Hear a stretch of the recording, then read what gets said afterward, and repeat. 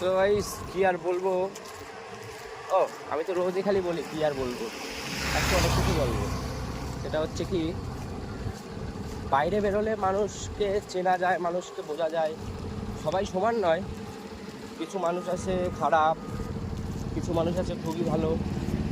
যেমন একটু আগে আমাদের একটা দাদা দেখে বলছিল যে ভাই তোরা কোথায় যাচ্ছিস, এরকম শুধু একটা দাদা না, অনেকেই জিজ্ঞাসা করে যে কোথায় যাচ্ছিস, কিছু খেয়েছিস কিনা, কিছু খাবি কিনা, খাওয়া দাওয়া করে নে, খাওয়া দাওয়া করে নিস, রাতে কোথায় ছিল, অনেক কিছু জিজ্ঞাসা করে।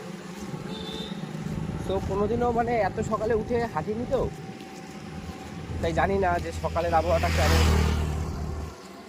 তো ভালোই লাগে। 4 দিনের এক্সপিরিয়েন্সে যতটুকু বলছে আশা করি পারবো, যদি তোমরা পাশে থাকো। এখন আমরা আছি 11 মাইল বলে একটা জায়গা, সেখান থেকে কাল রাতে আমরা 11 মাইল ছিলাম। এখন যাচ্ছি, এই দেখো এই হলো রাস্তাটা, পুরো একদম ফাঁকা। এখান থেকে 14 কিলোমিটার পর্যন্ত যাওয়া লাগবে এরকম ফাঁকায়। তারপর গিয়ে একটা বাজার, কি যেন জায়গার নাম, দুর্গাপুর কি ইলাম বাজার না কি যেন একটা টাইপের, ওই ইলাম বাজার থেকে এসছি আমরা, ওই 11 মাইল যাই হোক। 11 মাইল ইলাম বাজার থেকে 11 মাইল হয়ে দুর্গাপুরের দিকে আমি যাচ্ছি।